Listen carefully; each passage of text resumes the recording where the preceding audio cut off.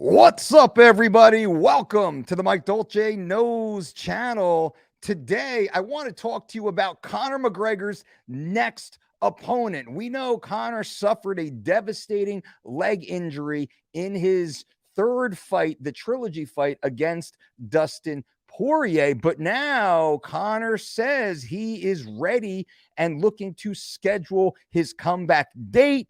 And we already believe we know who that opponent will be.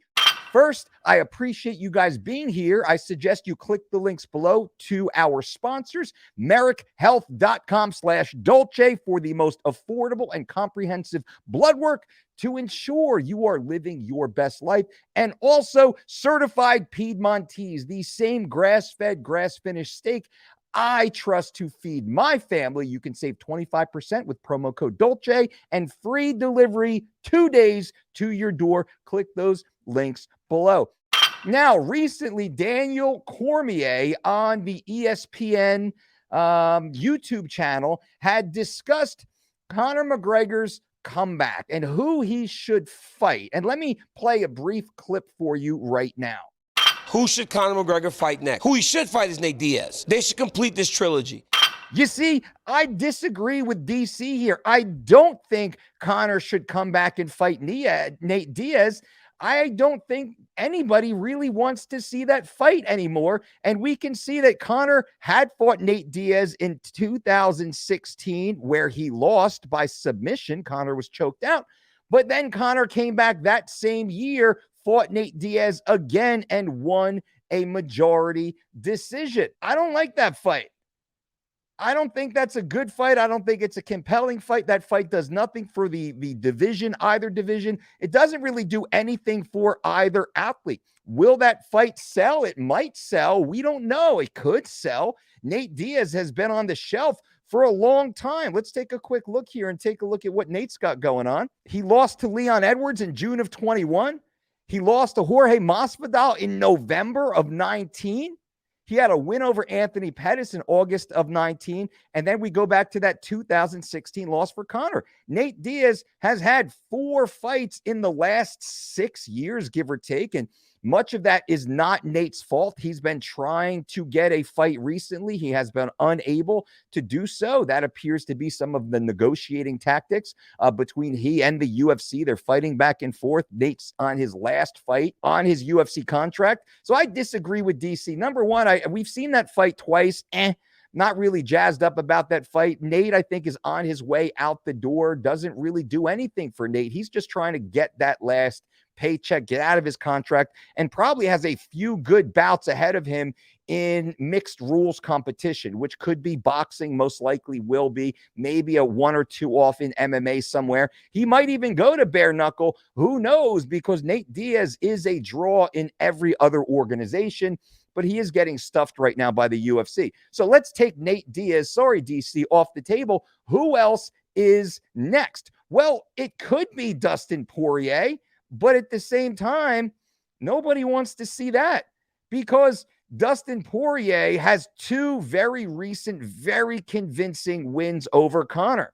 Dustin Poirier in January of 21 finished Conor via KO in the second round. And in July of 21, beat Conor via TKO, that leg injury, brutal leg injury. They fought 3 times. Conor got the first win versus Poirier back in 2014, 8 years ago. And then Poirier's got 2 wins over Conor in the last year. That doesn't do anything. Poirier, why is he going to take that fight? It's a money fight. Anyone who fights Conor, it's a money fight. But at the same time, that fight doesn't do anything for anyone. It doesn't move Poirier forward in any division, in any conversation. Conor, on the other hand, does he want to take another shot at Poirier? I would say no. From a management perspective, and I know who is high on the list, the number 1 candidate. I'm going to tell you guys in a moment. But with Poirier, let's get him off the list. So Nate Diaz off the list, Dustin Poirier off the list. Who else could be on the list? Well, Tony Ferguson. Tony Ferguson can be high on that list, but Tony is coming off of a brutal knockout loss to none other than Michael Chandler. Now, bringing Conor in to fight Tony Ferguson, that might be a great match for Conor if they're looking to get a high probability win. No disrespect to Tony, but if you simply look at the math of it, Tony Ferguson has had some struggles lately in his career. He's coming off a big knockout. That knockout takes some time. 6 months to a year, athletes should likely go no contact after a knockout such as that. And hopefully, fingers crossed, they come back. I am a big Tony Ferguson fan. I'd like to see this man take a year off, fall back in love with martial arts, fall back in love with training, work on his body, and maybe come back at 170 even for Tony. So let's take Tony off the list. Who then should Conor fight? Drum roll, please. Michael Chandler. Michael Chandler is the fight to make. Michael Chandler is the most dynamic athlete on the UFC roster, in my opinion. Michael Chandler brings the excitement. Michael Chandler is a move forward fighter. Michael Chandler will move forward and stand in the pocket against Conor McGregor. Michael Chandler is also an All-American wrestler that has the ability to take Conor off his feet, put him on his back, and put him in danger. And that is why this fight is so exciting. Conor McGregor has a great chance to starch Michael Chandler because Chandler is exciting enough. Chandler is brave enough. Chandler is stupid enough. And I say that with respect, to stand in the pocket against Conor and make it exciting, like he did against Charles Oliveira, like he did against Justin Gaethje. He will stand there and throw bombs.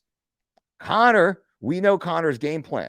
Conor's not trying to take anyone down to submit them. He's not trying to take anyone down to TKO them. He's not trying to take anyone down to control them and grind out a decision. Conor's coming to take your head off.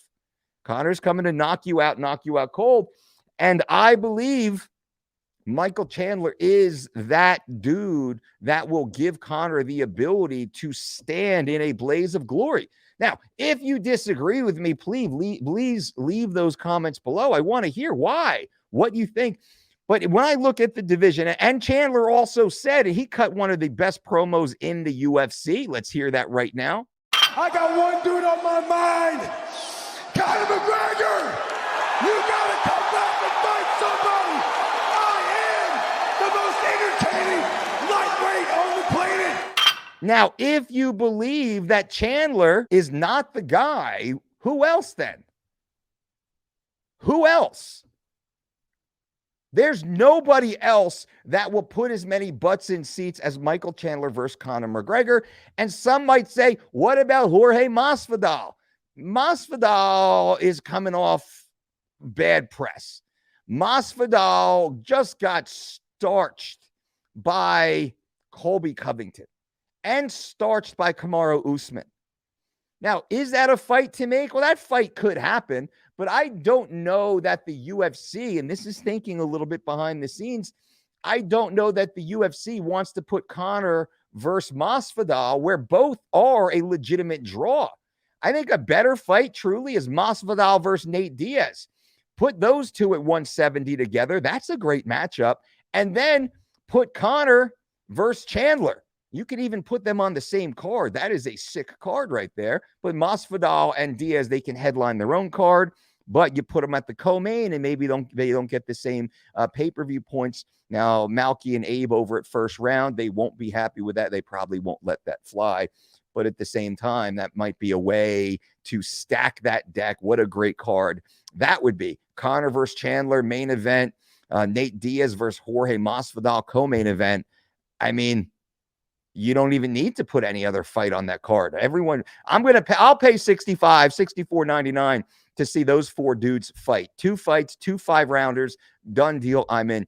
But the answer is, who is Conor McGregor's next fight? I'll go on record right here on the Mike Dolce Knows channel in the corner as we are right now and say, Conor McGregor versus Michael Chandler. That is the next fight. That is the fight to make, and that is the only fight that makes sense for the athletes, for the organization, for the division. The winner of that fight catapults into the top of the 55 or 70-pound division. I think that fight happens at 55, though, and I think the UFC is going to push for that. What do you think? Leave comments below. I want to hear what your thoughts are. And until next time, boo!